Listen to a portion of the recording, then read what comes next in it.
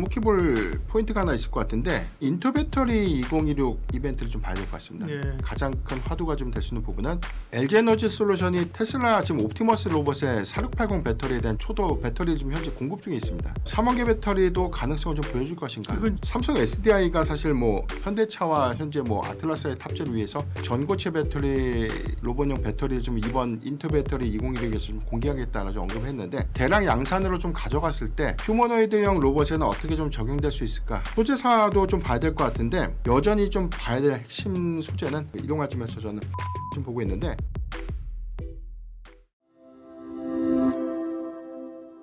기업공시연구소 변영인 대표님과 2차전지 투자 전략 이야기하고 있습니다.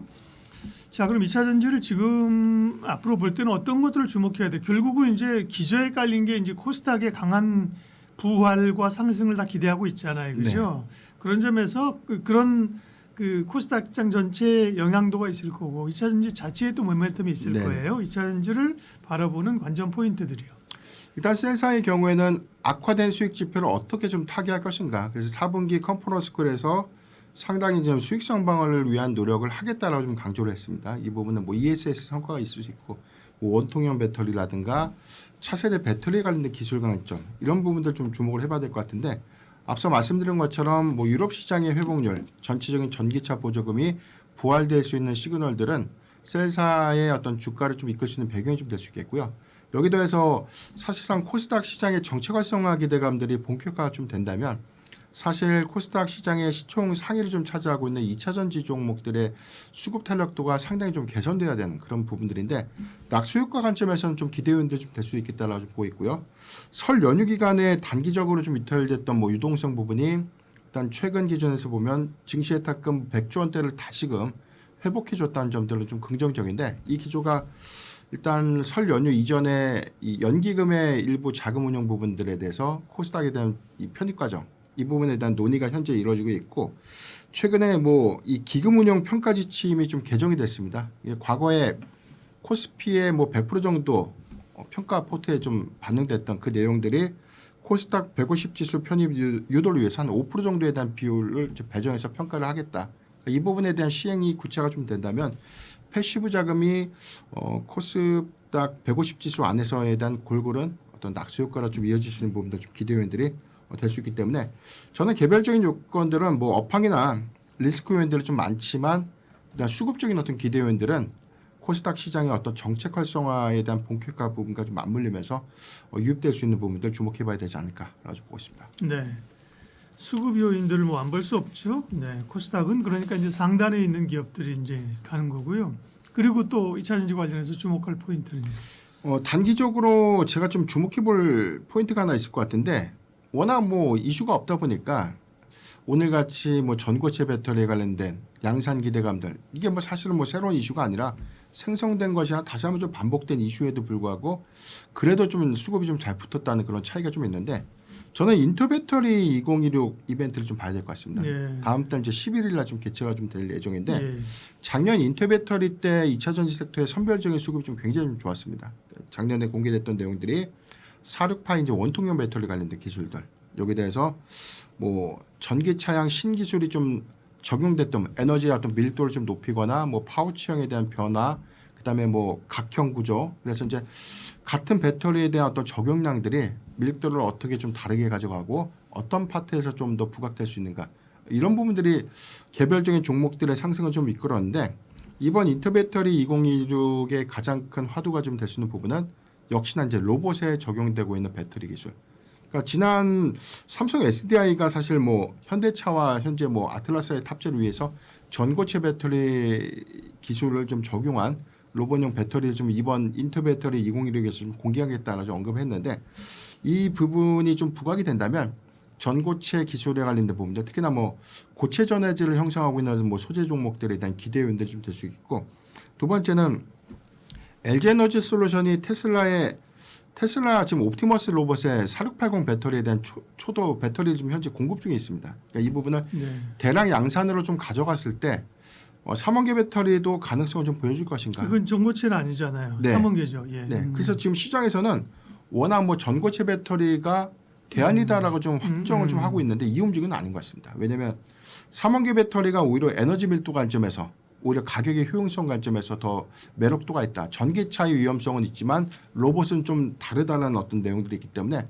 이번에 LG 에너지 솔루션이 사실상 이 옵티머스에 적용되고 있는 원통형 배터리의 공급 이슈가 그렇게 크게 주가에 좀 영향을 좀 끼치지 못했는데 이번 인터 배터리를 좀 기회로 보면 해당되는 어떤 이 구조적 변화 부분들, 특히나 적용 요소가 좀 확대될 수 있는 어떤 부분들은 기대의 요인들이 좀 될 수 있지 않을까라고 보고 있습니다. 사실은 로봇 모멘텀이 강력하게 불지 않았다고 하면 전고체 얘기를 한다고 해도 시장이 좀 시들할 거예요, 그죠? 아니 지금 뭐 배터리가 없어서 뭐 신제품이 없어서 못 파냐, 그죠? 네. 수요가 없어서 못 파는 거지 이렇게 있었는데 결국은 이제 로봇 이야기가 나오면서 전고체들이 주목을 받은 거고요.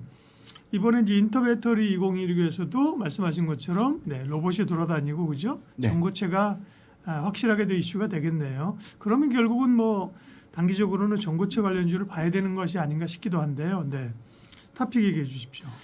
일단 셀사 기준에서 보면은 삼성 SDI가 수급적으로 좀 더 탄력 있게 움직여지지 않을까라고 보고 있는데 일단 뭐 현대차 자율주행 로봇에 적용되고 있는 모베드라고 불리는 로봇의 플랫폼이죠. 네네. 이게 뭐 코엑스에서 24일니까 오늘부터 이제 이게 공개됐습니다. 여기서 이제 삼성 SDI 배터리에 좀 탑재된 이슈가 좀 있는데 이 부분이 인터 배터리 2016에서도 탑재될 수 있겠고 휴머노이드형 로봇에는 어떻게 좀 적용될 수 있을까 이런 기대감들이 유효하기 때문에 같은 섹터 안에서는 셀사 중에서 삼성 SDI가 좀 더 주목받지 않을까라고 좀 판단되고 있는데 뭐 2027년도 이 전고체 배터리에 대한 이 파일럿 양산이 아니라 이제 본격적인 양산.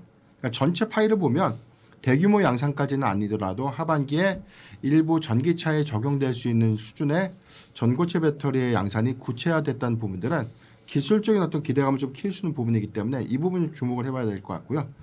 소재사도 좀 봐야 될 것 같은데 뭐 워낙 전고체 배터리가 체감상 아직은 뭐 대량 양산 체제를 좀 구현한 것이 아니기 때문에 일단 뭐 실질적인 어떤 수혜주가 뭐가 될 것인가 이런 의문들이 좀 많지만 여전히 좀 봐야 될 핵심 소재는 고체 전해질을 좀 생성하고 있는 황화 리튬 관련주를 좀 봐야 될 것 같습니다. 이런 관점에서 저는 이수 스페셜티 케미칼을 좀 보고 있는데 일단 모회사가 이수화학입니다. 황화 수소를 분리해서 이제 이 황화 리튬을 좀 추출하는 기술인데 이게 이중 분리라고 해서 대량 양산을 좀 가져갈 수 있는 핵심 기술인데 이 부분이 유일한 기업이 유일하게 뭐 이수 스페셜티 케미칼이 아닌가라고 좀 보이고 지금 현재는 일부 소규모 양산에 대한 테스트가 좀 이어지고 있지만 2027년도 하반기 기점에서는 초도 물량에 대한 어떤 대규모 양산, 상업화 양산을 좀 준비하는 과정에서는 가장 빠르게 소재사 안에서는 뭐 부각받을 수 있기 때문에 단순한 어떤 밈에 의해서 좀 움직이는 어떤 주식의 어떤 효과들보다는 중장기 관점의 향후의 캐파를 만들어내면서 어떤 공급에 관련된 이슈를 좀 부각시킬 수 있는 종목이 좀 되지 않을까라고 보고 있습니다. 전고체도 그동안까지의 고민들은 특별히 소재업체 같은 경우 뭐 느닷없이 올랐다가 또 뭐 1, 2주 지나면 2, 3주 지나면 제자리가 있고 이런 그 패턴이 많았거든요. 네. 그런 고민이 있는 건데 말씀하신 것처럼 본격적으로 이제 양산이 시작된다면 그죠?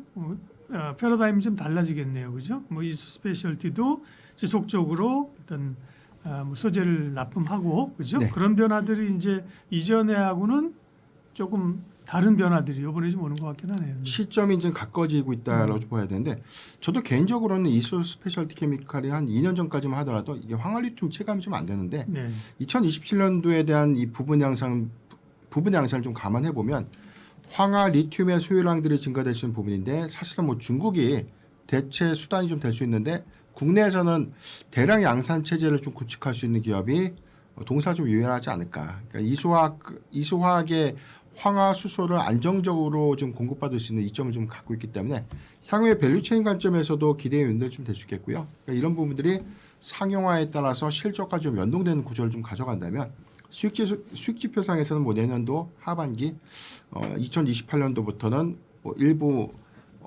매출이 좀 기여될 수 있는 그런 부분들 주목해봐야 되지 않을까 아주 판단되고 있습니다. 결국은 뭐 2차 전지는 수급으로 보면 에코프로나 에코프로 BM 상단에 있는 기업들이고요, 네. 그죠? 내용으로 보면 전고체 쪽이네요. 예. 2차 전지 전략 변영인 대표님 함께했습니다. 고맙습니다.